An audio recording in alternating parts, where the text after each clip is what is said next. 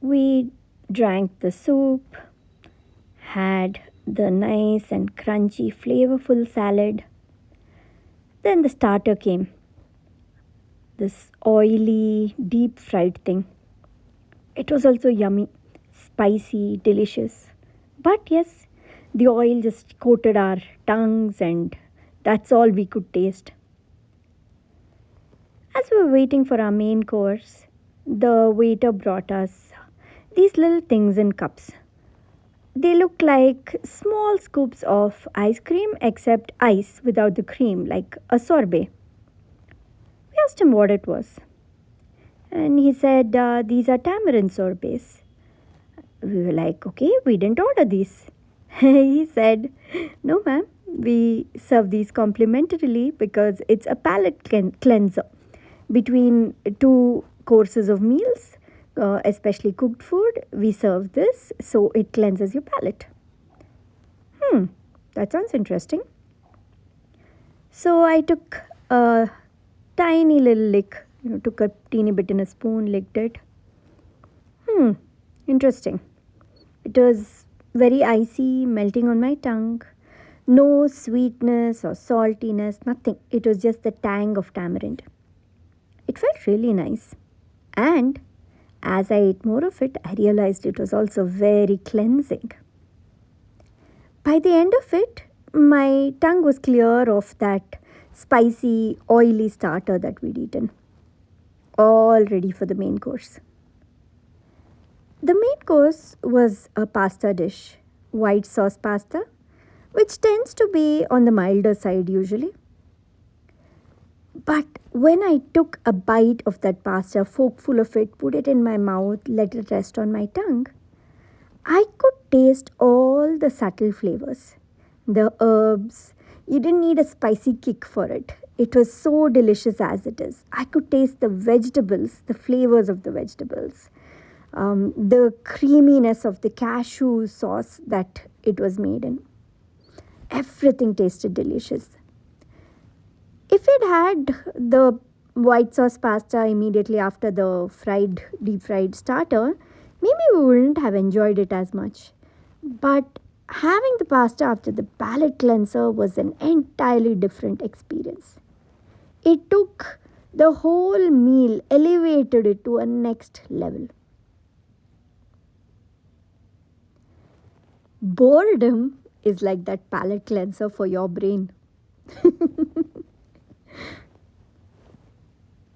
Remember when you were a kid, there were long stretches of time when you'd feel bored because we didn't really have much entertainment. When I was growing up, we had one TV channel and it didn't even play all day long. There were a couple of times in the day where we turn on the TV and watch it as a family, but that's about it. We weren't glued to the TV all the time when we were little kids. So there was a lot of time in between. I mean, how much are you going to play or color or read? We'd just sit there, getting bored. Absolutely bored. But that boredom doesn't exist in our life anymore now, right? We don't allow ourselves even 2 minutes of sitting still doing nothing, just being. Always our hands reach for the phone, our minds reach for something. We are always like, okay, what's the next work I can fit into this little pause that I have between two other jobs? One thing to the other, to the other. We're always jumping. Whether digitally or offline, doesn't matter. We need an inflow of information, stimulation always happening in our brains. That's not healthy. We need to normalize boredom once again. Boredom doesn't necessarily mean laziness. And first of all, there's nothing wrong with an occasional bout of laziness, but that's an episode for another day. But boredom does not mean laziness. We need to allow our brains to be still. And yes, all kinds of thoughts will come into our minds initially, but as we get more and more comfortable just sitting there, not doing anything, not looking at anything, not listening to anything, not reading anything, We just sit there for a while, for some time, or even lie down and then just stare at the ceiling for a while. No music, no audiobook, nothing. Things start happening in our brains. In the background, there's a lot of rearranging, connections are being made. When you allow it to lay fallow like that, then there is nourishment. The ground becomes fertile once again. Every time I've had a really brilliant idea, something creative, a spark that gives me so much energy to move forward and do something, it's been after a bout of boredom, of sitting still, of not allowing myself distractions or stimulation. Particularly as business owners, solopreneurs, creators, we need this even more because we're always thinking of our work, our business, how to make things happen, and we feel like even a few minutes of being still, it's wasted.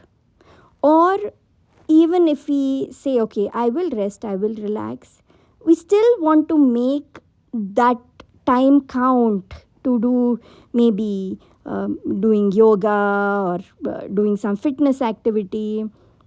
Things like we want to keep ourselves occupied.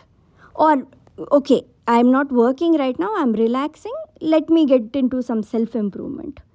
So, even if we don't mindlessly go through social media or doom scroll on the news or just keep watching TV or binging and things like that, even if we don't do that, we still find ways to pack our time. Otherwise we feel like it's getting wasted.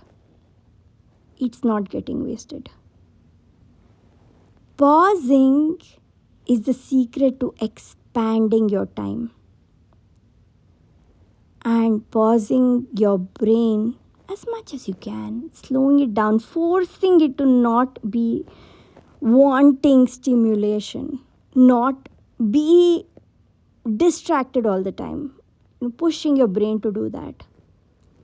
That pays off in huge ways later. If you can't sit still, okay, fine, if you're not used to that, do one activity like something so simple which takes very less, something monotonous, like just go for a walk but without listening to music, without playing an audiobook or a podcast, nothing, no inputs, only walking, that's it. No input, no output also. All you're doing is walking. Go to a nearby park or something and just keep walking. No talking to anyone, nothing. Or you can do something like, a monotonous, non-creative work. Push yourself to do something like that. There are so many little monotonous activities that we have. Fully be in that work, like say doing the laundry, washing the dishes or something like that. But yes, that's also productive. So what you want to force yourself to do is be as unproductive as possible and allowing yourself to just be.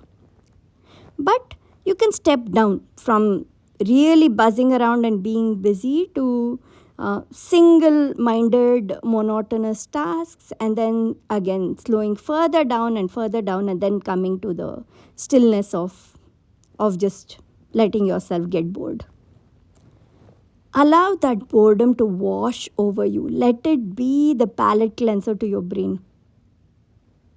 Because on the other side of boredom lies a treasure trove. You try it, you see, then you'll know what I mean. So yeah, that is all I wanted to remind you today.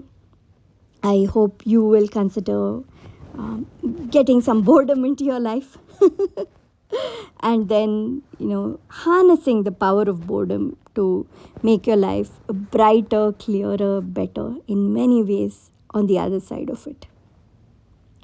If you enjoyed this episode of The Feel Good Factor, then you're going to love my free newsletter, The Feel Good Tribe. Go to veganosaurus.com/newsletter and sign up. The link is in the show notes. All right, talk to you again next week. I'm Susmita Veganosaurus. Thank you for listening. Take care. Bye.